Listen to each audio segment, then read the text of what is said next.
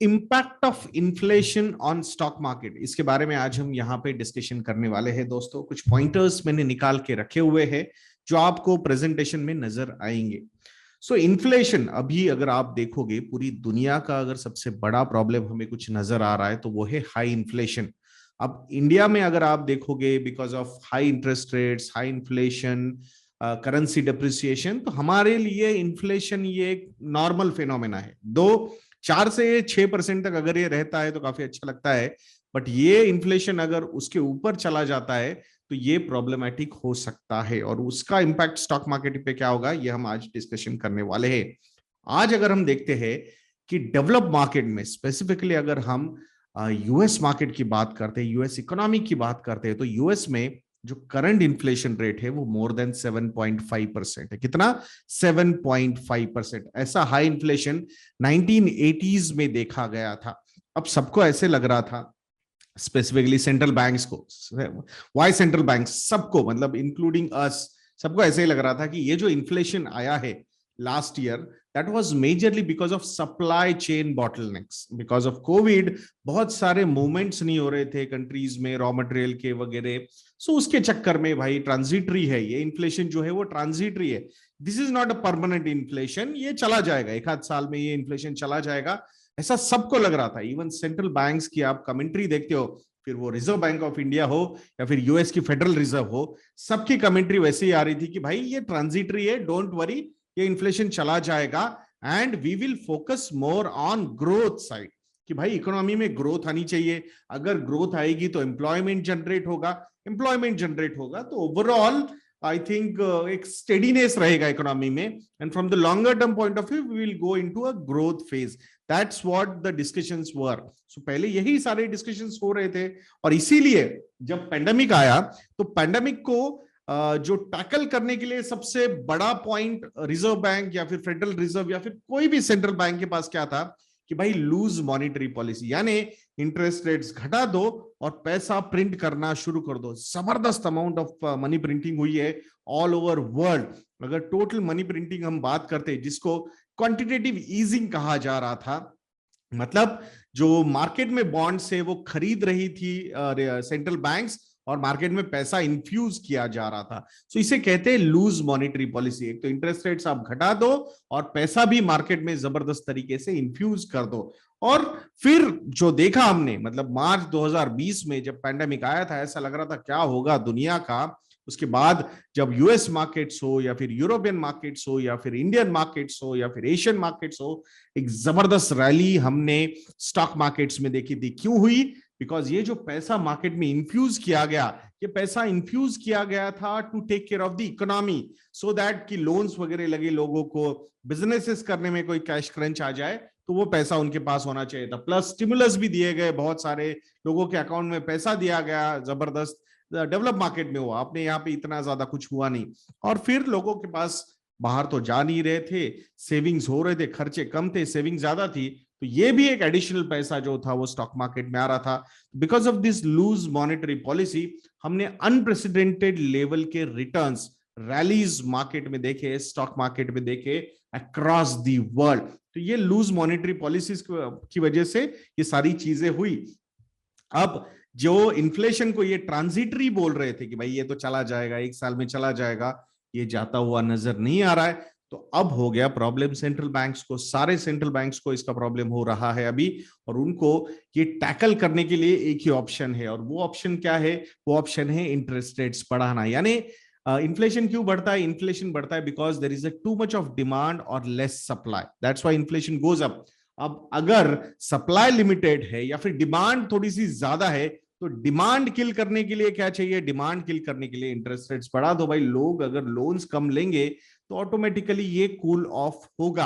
ये one of the factors है, मतलब इन्फ्लेशन और इंटरेस्ट रेट्स के बहुत सारे मतलब रिलेशनशिप्स है, but this is one of the relationship. अब ये ऐसा लग रहा था कि भाई अब फेडरल रिजर्व ने बोल दिया है कि ये साल में 5-6 बार इंटरेस्ट रेट्स हाइक होंगे, and they are looking at interest rates 10 year, जिसे जो इंडिकेट कर रहा है कि अप टू 2% तक वो जो रेट्स है वो बढ़ा देंगे। इंडिया में जैसे रेपो रेट होते हैं ना, वैसे वो रेट्स वहां पे भी बढ़ा देंगे। सो ऐसा लग रहा था।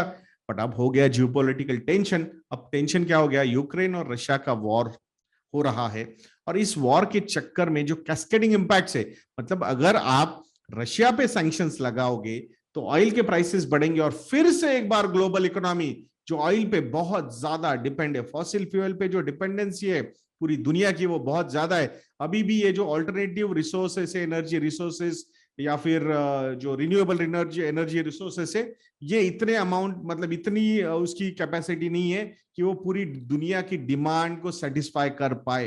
एंड दैट्स व्हाई इसके भी कैस्केडिंग इंपैक्ट होंगे। एक बार वॉर होता है तो सेंटिमेंट बहुत ज्यादा निगेटिव हो जाता है। तो हो गया ना टाइट स्पॉट। अब जब सेंटिमेंट निगेटिव होता है, एटमॉस्फेयर खराब होता है, इकोनॉमिक एटमॉस्फेयर खराब होता है, तो रिजर्व बैंक्स या फिर सेंट्रल बैंक्स के पास ऑप्शन क्या होता है, घटा दो इंटरेस्ट रेट और मार्केट में सेंटिमेंट पॉजिटिव कर दो। बट अभी तो टाइट स्पॉट है because already interest rates are at lowest point. अब तो आप इंटरेस्ट रेट्स कम नहीं कर सकते, और ये जियोपॉलिटिकल टेंशन अभी आ चुका है जो और ज्यादा इन्फ्लेशन मतलब इन्फ्लेशन भी बढ़ा सकता है, इकोनॉमिक एक्टिविटी फिर से ग्रोथ हैम्पर हो सकती है। तो ग्रोथ को रिवाइव करने के लिए इंटरेस्ट रेट्स घटाए जाते हैं। तो ये साइकिल कंप्लीट होने से पहले, इंटरेस्ट रेट्स बढ़ाने की साइकिल कंप्लीट होने से पहले और एक प्रॉब्लम आ गया सेंट्रल बैंक्स के साथ, and that's why they are in a tight spot. तो फिर ग्रोथ पे ध्यान दे या इन्फ्लेशन पे ध्यान दे या फिर जियोपॉलिटिक्स पे ध्यान दे, इसके चक्कर में, इस डिलेमा में अभी सारे सेंट्रल बैंक्स नजर आ रहे। अब आप बोलोगे यार आपने इतना सारा ज्ञान तो दे दिया हमें, बट अल्टीमेटली ये तो बताओ कि इन्फ्लेशन का इंपैक्ट क्या है स्टॉक मार्केट पे। तो यही तो वो इंपैक्ट है कि जहां पे एटमॉस्फेयर ही सारा खराब हो रहा है, ग्रोथ का जो एक एटमॉस्फेयर बिल्ड होगा ऐसा लग रहा था बिकॉज ऑफ जियोपॉलिटिक्स, शायद वो सबड्यूड हो सकता है, और इन्फ्लेशन बढ़ा है तो अब इंटरेस्ट रेट्स बढ़ाने पड़ेंगे। और मार्केट को सबसे खराब क्या नजर आता है, वो आते हैं इंटरेस्ट रेट्स। एक तो आपके पास एक राक्षस है वो है इन्फ्लेशन, और दूसरा राक्षस है इंटरेस्ट रेट। अगर आप जस्ट समझिए कि कोई कंपनी है जो बिजनेस कर रही है, उसको अपने गुड्स प्रोड्यूस करने के लिए कुछ कमोडिटीज लगती है। अब हाई इन्फ्लेशन मतलब वो कमोडिटीज के प्राइसेस ऊपर जाना यानी कि इनपुट कॉस्ट उनके ऊपर जा रहे। सो इसका मतलब उनके मार्जिन यहाँ पे हैम्पर हो गए। अब अगर ये कंपनीज बिजनेस कर रही है तो वहां पे अगर वो लोन्स ले रही है, तो अगर लोन्स लिए जाएंगे और इंटरेस्ट रेट्स बढ़ जाएंगे तो भाई इंटरेस्ट की कॉस्ट बढ़ जाएगी, तो ऑटोमेटिकली ये भी उनके मार्जिन पे प्रेशर लाएगा, यानी कि रॉ मटेरियल कॉस्ट यानी कि इनपुट कॉस्ट भी ऊपर जा रही है। हाई इंटरेस्ट रेट्स की वजह से इंटरेस्ट कॉस्ट भी ऊपर जा रही है, so automatically the margins, operating margins will start coming down. So अगर ऑपरेटिंग प्रॉफिट मार्जिन्स कम हो जाएंगे तो फिर क्या होता है, ऑपरेटिंग प्रॉफिट मार्जिन्स अगर कम हो जाते हैं then the profitability goes down. And markets में जो शार्क्स बैठे हैं, शार्क टैंक इंडिया के नहीं, शार्क्स यानी कि जो institutional investors, they start discounting the profitability. वो बोलते भाई इनका प्रॉफिट कम होने वाला है तो फिर क्या करे, गिरा दो स्टॉक को। तो वहां पे स्टॉक्स का सप्लाई और ज्यादा आएगा और स्टॉक के प्राइसेस नीचे जा सकते हैं। एंड दैट्स व्हाई इन्फ्लेशन को बहुत ही सही तरीके से हैंडल करना is very very very important. तो वो चीज यहां पे कैसे करेगी रिजर्व बैंक्स या फिर सेंट्रल बैंक्स, ये अब देखने जैसा होगा। अब दूसरा भी एक यहाँ पे स्टॉक मार्केट नीचे जाने का एक रीजन हाई इंटरेस्ट रेट हो सकता है। अब क्यों, जैसे मैं हमेशा एक टर्म यूज करता हूं बाहुबली, वो क्या है, 10 ईयर गवर्नमेंट सिक्योरिटीज यील्ड को मैं बाहुबली कहता हूं। क्यों, बिकॉज अभी तक हमारे पास या फिर इंस्टीट्यूशनल इन्वेस्टर्स के पास एक एसेट क्लास सबसे अच्छा लग रहा था उनको, वो था इक्विटी, और दूसरा एसेट क्लास नहीं था इसलिए वो इन्वेस्ट नहीं कर रहे थे। मतलब अगर डेट में, फिक्स इनकम सिक्योरिटीज में आपको 0 to 0.25% या 0.5% तक अगर इंटरेस्ट रेट मिल रहे हैं तो फिर कोई उसमें क्यों इन्वेस्ट करेगा।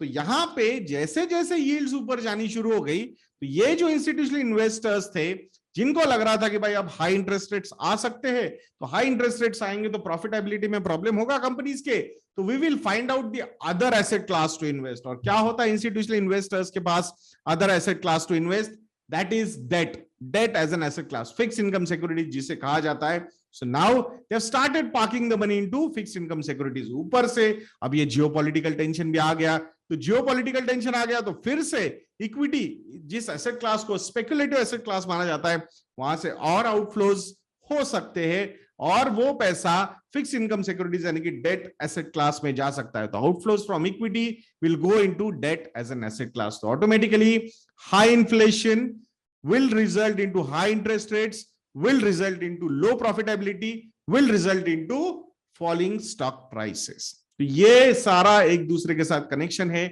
अब देखना होगा ये central banks in interest rates को कैसे टैकल करते हैं और आने वाला समय हमें बताएगा. But I think from the longer term point of view ये साइकिल्स चलती रहती है. हमें किस चीज पे ध्यान देना है? हमें देखना है कि भाई ओवरऑल जीडीपी ग्रोथ हो रही है क्या, ओवरऑल जो इन्फ्लेशन है इंडिया में 4 से 6% के बीच में, which is the comfortable level for reserve bank of India, इसके बीच में है क्या, तो फिर ये चीजें काफी सही तरीके से लॉन्ग टर्म में एक 10 से 12% equity as an asset class can perform. और उसमें अगर आपके स्टॉक सिलेक्शन सही रहा, आपका म्यूचुअल फंड सिलेक्शन सही रहा, तो उसके ऊपर एक 2 से 3% का alpha from the long term point of view, compounding annual growth rate, आप उसमें एक्स्ट्रा कमा सकते हो. मैं आशा करता हूं दोस्तों कि ये वीडियो आप लोगों को काफी इंफॉर्मेटिव लगा होगा. नेक्स्ट वीडियो तक के लिए मुझे आज्ञा दीजिए दोस्तों. जय हिंद.